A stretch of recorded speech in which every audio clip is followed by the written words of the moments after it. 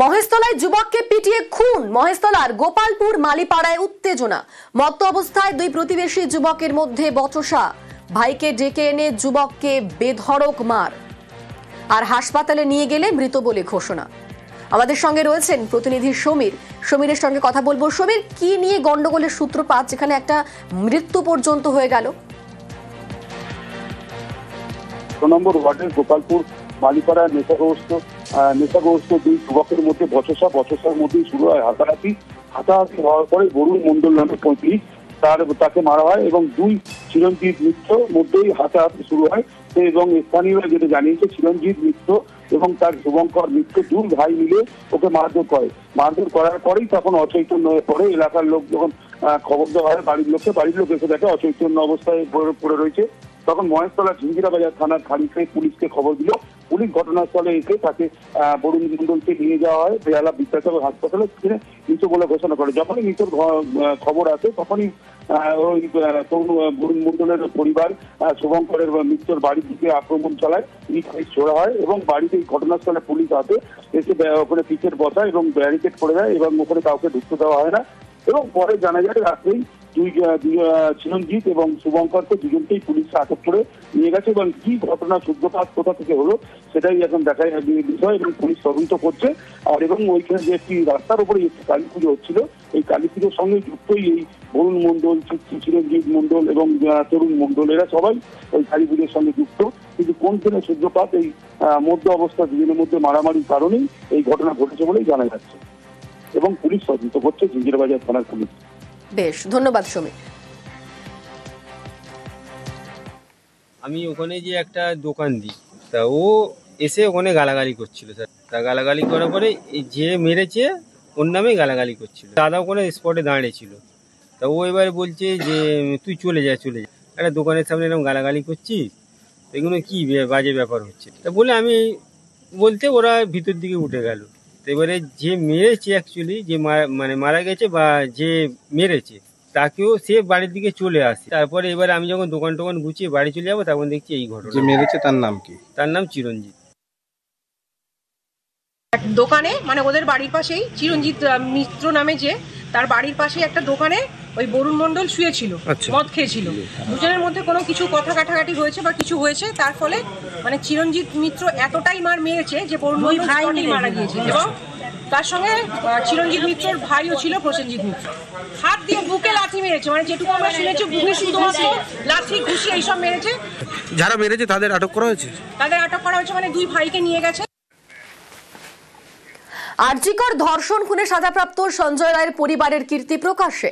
রবিবার আলিপুরে সঞ্জয় রায়ের ভাগ্নির রহস্য মৃত্যু। এই মৃত্যু ঘিরে জোর শোরগোল। প্রতিবেশীদের অভিযোগ, সঞ্জয় রায়ের ভাগ্নি সঞ্জনাকে খুন করেছে তারই বাবা এবং সৎমা। মঙ্গলবার সকালে তাদের বেধড়ক মারধর করা হয়।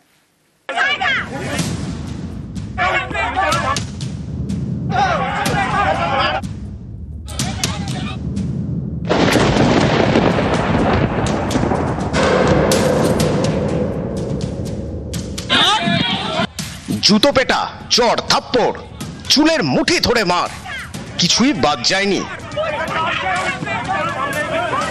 মঙ্গলবার সকাল 11:30 আলিপুর থানার অন্তর্গত ডিএল খান রোডের বিদ্যাসাগর কলোনিতে ধুন্ধুমার। এক মহিলা ও তার স্বামীকে বেধড়ক মার।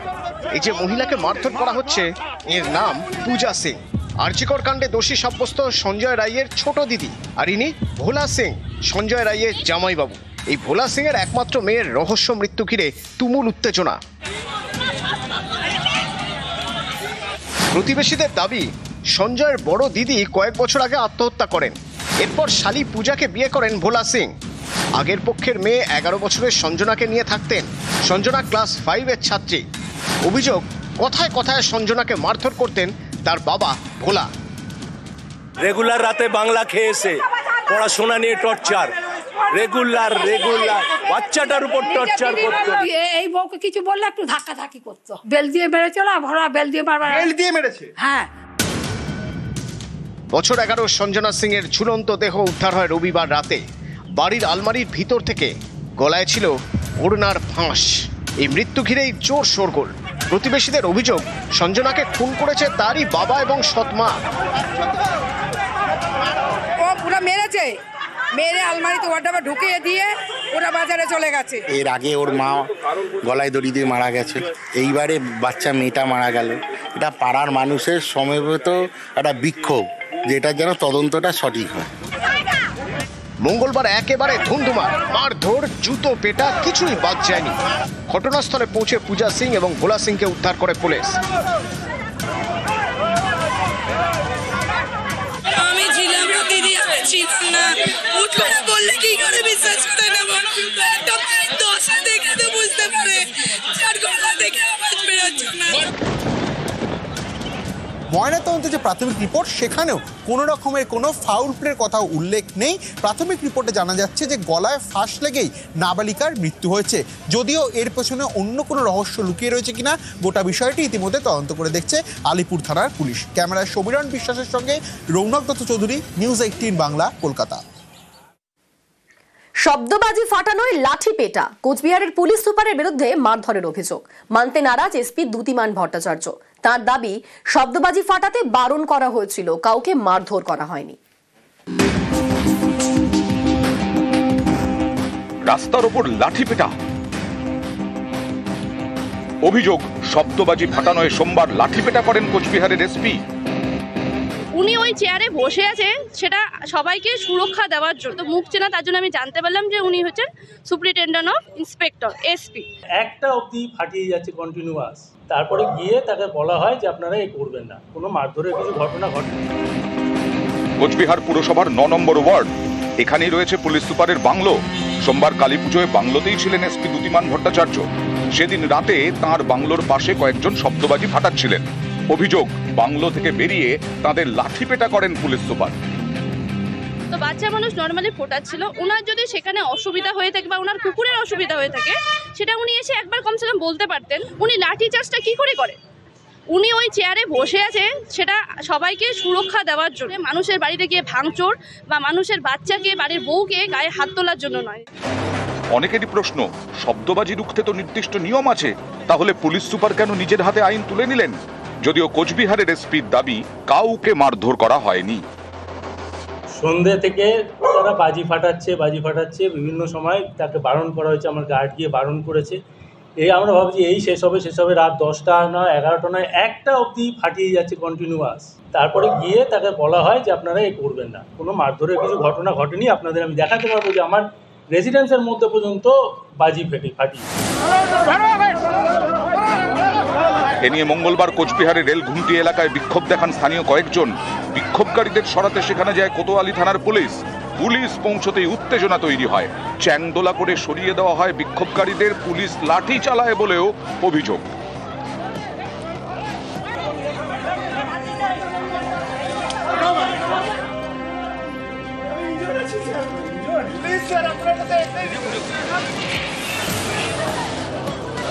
কোচবিহার থেকে রাজেশ দাস, নিউজ 18 বাংলা। কালীপুজোর রাতে শব্দ সন্ত্রাসে অতিষ্ঠ, সোশ্যাল মিডিয়ায় পোস্ট পরিচালক শতরূপা সান্যালের। সল্টলেক সি ব্লকে ব্যাপক বাজির আওয়াজ, বিরক্ত হয়ে সোশ্যাল মিডিয়ায় পোস্ট পরিচালকের।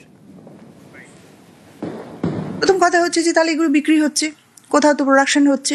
আইন করা হয়েছে যে একটা নির্দিষ্ট ডেসিবেলের উপরে যাবে না, সেসবের কোনো তোয়াক্কা নেই। এগুলো কে পরীক্ষা করবে? পরীক্ষা করার জন্য একটা সেল নিশ্চয়ই আছে, সিস্টেম নিশ্চয়ই আছে, সেটা কোনো কাজ করছে না। বেরিয়ে দেখতে পাচ্ছি আকাশটুকুন যেখানে সেখানে একটা ঝিলিক দিয়ে উঠছে, তারপরে দাম দুম করে শব্দ। আমার বাড়ির উল্টো দিকে এক বৃদ্ধা থাকেন, আমার ডান দিকের বাড়ি, বাঁ দিকের বাড়ি, ওপরতলায় যারা থাকেন তারা প্রত্যেকে বৃদ্ধা এবং প্রত্যেকেই অসুস্থ। এই মানুষগুলোর কথা কেউ ভাবলো না? রাত্রি 1টা, 1:30, 2টো, 2:30 কোনো বিরাম নেই। মানুষ তার প্রতিবেশীর প্রতি সদয় হোক, শিশু, বৃদ্ধ, এদের প্রতি একটু করুণা রাখুক মনের ভেতরে। এই যেটা হচ্ছে না, এটা মানুষের কাজ না।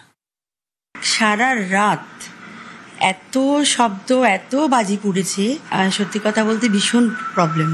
বৃদ্ধ বাবা মা আছেন, বয়স্ক লোকেরা আছে, নিশ্চয়ই লোকে সবাই আনন্দ করুক, সেটা কোনো অসুবিধে কিছু নেই, কিন্তু একটু যদি প্রতিবেশীর কথা সবাই ভাবে তাহলে ভীষণ ভালো হয় আর কি।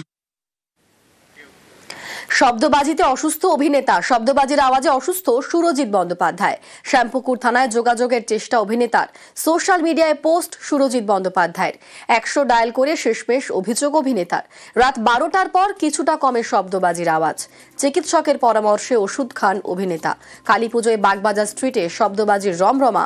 একই অভিজ্ঞতা প্রতিবেশী সুকুমার রক্ষিতেরও। রাত্রির 12টা, তখন একটা বিভৎস শব্দ হচ্ছে, বিকট শব্দ এই চারপাশ থেকে হচ্ছে। আগে 32 নম্বর ফ্ল্যাটের ছাদের ওপর হচ্ছিল, একদম নিকটে ফাটছে বাগবাজারে। আমি শুধু এইটুকুই দিয়েছিলাম যাতে ওটা ওদের কাছে পৌঁছয় যদি, কারণ আমি 100 নম্বরে বারবার ফোন করে যাচ্ছিলাম, কিন্তু ভীষণ এনগেজ। আমার মনে হচ্ছিল সারা শহরের মানুষই বোধহয় তাদের অভিযোগ জানাচ্ছেন, তার জন্যে তাদের আমি পাচ্ছিলাম না।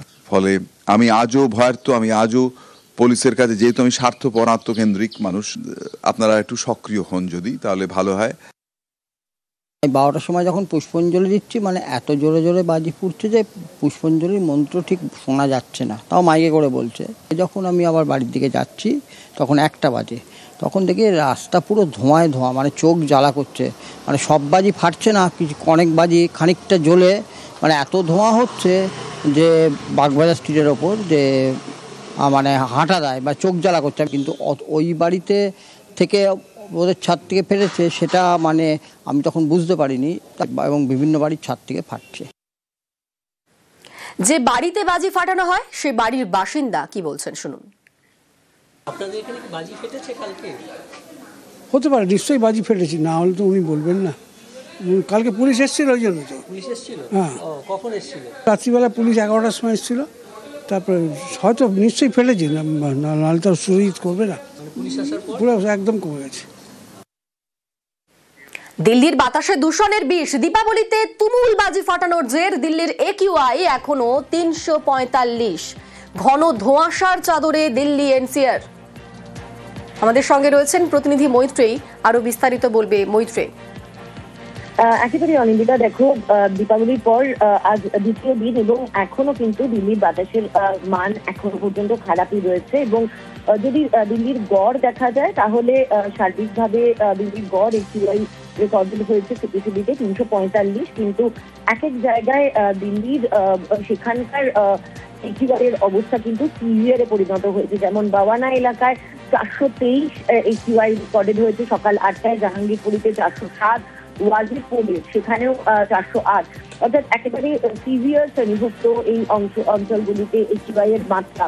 অন্যদিকে দিল্লির অন্যান্য জায়গায় সেই অশোক বিহার 389, পুরারি 399, চাঁদনি চক 350, এয়ারপোর্টের কাছে 302, আরটিও 342 সহ এবং একাধিক এলাকায় কিন্তু গড়ে 350 কাছাকাছি AQI এই মুহূর্তে দিল্লিতে, এবং যার ফলে প্রবল শ্বাসের সমস্যা হচ্ছে, মাথা যন্ত্রণায় নাগরিকদের সমস্যা হচ্ছে। এবং এখন এই পরিস্থিতি থেকে কবে মুক্তি দিল্লি দিল্লিবাসীর, সেটাই এখন সব থেকে বড় প্রশ্ন হয়ে দাঁড়িয়েছে।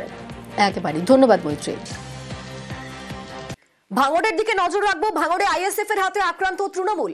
ISF এর পার্টি অফিস উদ্বোধনে উত্তেজনা, তৃণমূল কর্মীদের ওপর হামলার অভিযোগ। 3 তৃণমূল কর্মী জখম বলে দাবি করছেন শওকত।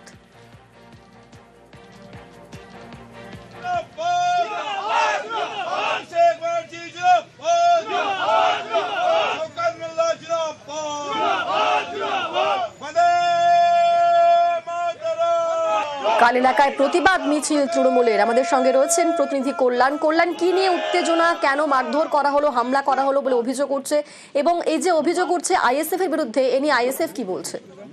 একেবারে অনিন্দিতা, জানিয়ে রাখি যে মাঝিরাইট গ্রাম রয়েছে, সেই মাঝিরাইট গ্রামের একটি ISF এর পার্টি অফিস উদ্বোধন ছিল। সেই উদ্বোধনেই আসছিলেন নওশাদ সিদ্দিকী। আর এই উদ্বোধনকে কেন্দ্র করে বেশ কিছু ISF কর্মী সমর্থক তারা কিন্তু এই যে ছেলে গোয়ালিয়া এলাকা, সেই ছেলে গোয়ালিয়া এলাকা থেকে পায়ে হেঁটে মাঝিরাইট গ্রামে আসছিল। সেই সময় কিন্তু এই তৃণমূল কর্মীদের ওপর হামলা চালানো হয় বলে অভিযোগ। যদিও ISF এর পক্ষ থেকে দাবি করা হচ্ছে যে তৃণমূল কর্মী সমর্থকেরা তাদেরকে কটূক্তি করে। তবে এই ঘটনাকে কেন্দ্র করে সংঘর্ষের জানা নাই। এই ঘটনায় তৃণমূলের 3 জন আহত হয়। খবর পাওয়ার সঙ্গে সঙ্গেই উত্তর কাশীপুর থানার বিশাল পুলিশ বাহিনী তারা এই ছেলে গোয়ালিয়া এলাকায় যায় এবং সেখানে গিয়ে আইএসএফ দেরকে সরিয়ে দেয় এবং তৃণমূলদেরকে আলাদা করে দেয়। একটি প্রতিবাদ মিছিল করে রাতেই। অন্যদিকে এই খবর শোনার সঙ্গে সঙ্গে ক্যানিং পূর্বের বিধায়ক তথা ভাঙড়ের অবজারভার শওকত মোল্লা তিনিও চলে আসেন সোনপুর পর্যন্ত। তিনি আসেন, সেখানে এসে দলীয় কর্মী সমর্থকদের সঙ্গে দীর্ঘক্ষণ আলোচনা করেন এবং আগামী বৃহস্পতিবার বিকালে সেখানে একটি প্রতিবাদ সভা হবে বলে তিনি জানান। এরই পাশাপাশি আইএসএফ কিন্তু চক্রান্ত করে তৃণমূল কর্মীদেরকে মারধর করছে বলে তিনি দাবি করেন। যদিও এই যে অভিযোগ, তৃণমূলের অভিযোগ অস্বীকার করেছে আইএসএফ। ধন্যবাদ। নওশাদ সিদ্দিকী এখানে একটা মিটিং ছিল ভণ্ড, ও মিটিং করে মাঝেরাইটে মিটিং করে যাওয়ার পর আমাদের ছেলে গোয়ালিয়াতে একটা জায়গায় বসেছিল, হঠাৎ করে এসে তাদেরকে মারধর করে। এই ধরনের সমাজবিরোধী কার্যকলাপ ওরা করছে।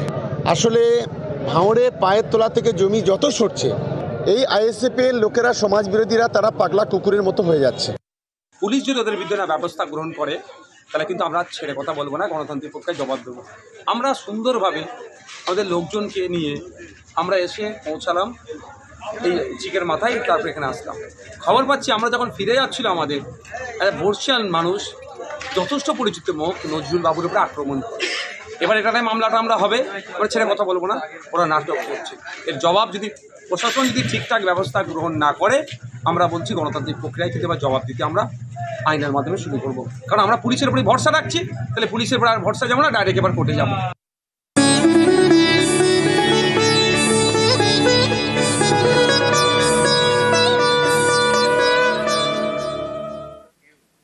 মা কালীর ভিন্ন রূপ, কোথাও দেবী কৃষ্ণকালী, কোথাও আবার ব্রহ্মময়ী।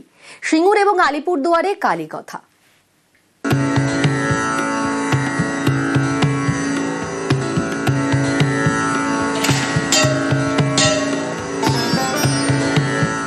এক হাতে খড়গ, আরেক হাতে বাঁশি। হুগলির সিঙ্গুরে কৃষ্ণকালী, মা এখানে ব্রহ্মময়ী। সিঙ্গুরের সন্ন্যাসী ঘাটায় প্রায় 100 বছরের পুরনো মন্দির। যিনি কালী তিনিই কৃষ্ণ। কথিত আছে এই স্বপ্নাদেশ পেয়ে ব্রহ্মময়ীর প্রতিষ্ঠা করেন চিকিৎসক যতীন্দ্রনাথ মুখোপাধ্যায়। আমাদের শান্তিকালী কৃষ্ণকালী, ব্রহ্মময়ী কৃষ্ণকালী। বলি তো হয় না, আমাদের বলি হয় না। আমাদের এখানকার যিনি প্রতিষ্ঠাতা যতীন্দ্রনাথ মুখোপাধ্যায়, তিনি তার মানস লোকে। আলিপুরদুয়ারের দেবী ভুবনেশ্বরী, মাথায় সোনার মুকুট। আলিপুরদুয়ার শহরের অরবিন্দনগর, এখানে রয়েছে ভুবনেশ্বরীর মন্দির। দেবীর রূপ এখানে শান্ত। দুবেলা মাকে সকালের দিকে ভোগ দিয়ে, প্রতিদিন ভোগ দিয়ে পুজো হয়।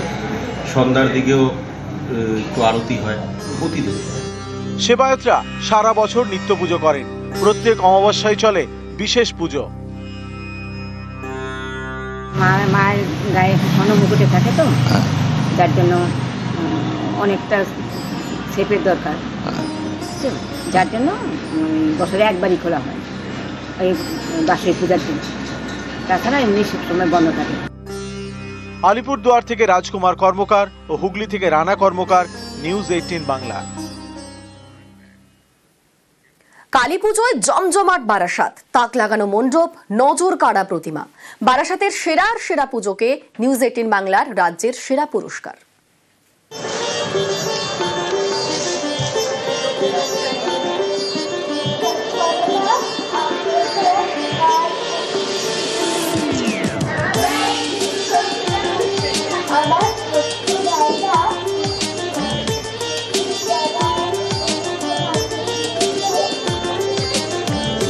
নিউজ 18 বাংলা আলোর উৎসবে আমরা সরাসরি চলে এসেছি বারাসাতের কালী পুজো। আমরা এই মুহূর্তে রয়েছি বারাসাতের সাউথ ভাট্টাপল্লী 36তম বর্ষ শ্রীপুত্র নিয়েই তারা মূল মণ্ডপে ফুটিয়ে তোলা হয়েছে। এবং এই মুহূর্তে নিউজ 18 বাংলার বিচারে এবং বিচারক মণ্ডলীদের বিচারে একেবারে নিউজ 18 বাংলার রাজ্যের সেরা পুরস্কৃত হচ্ছেন এই সাউথ ভাট্টাপল্লী। অত্যন্ত আনন্দিত। নিউজ 18 বাংলাকে অনেক অনেক ধন্যবাদ।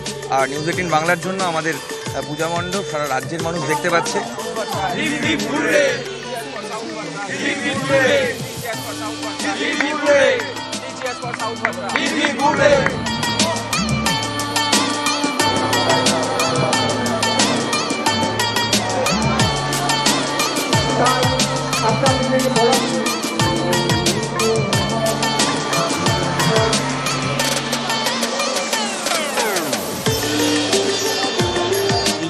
পক্ষ থেকে সেরা শিরোপা, রাজ্যের সেরা শিরোপা অর্জন করেছেন ক্লাব কর্তৃপক্ষ। নিউজ 18 বাংলার পক্ষ থেকে তাদেরকে সেরা শিরোপা তুলে দেওয়া হচ্ছে ক্লাব কর্তৃপক্ষের হাতে।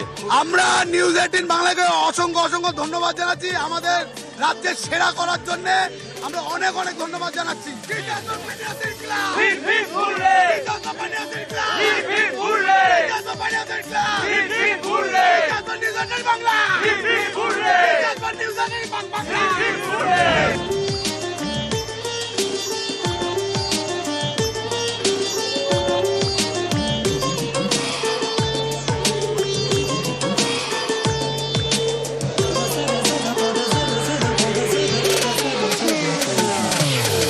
কালীপুজো আলোর উৎসবে রাজ্যের সেরা শিরোপা অর্জন করে নিল এই বারাসাতের সন্ধানী ক্লাব।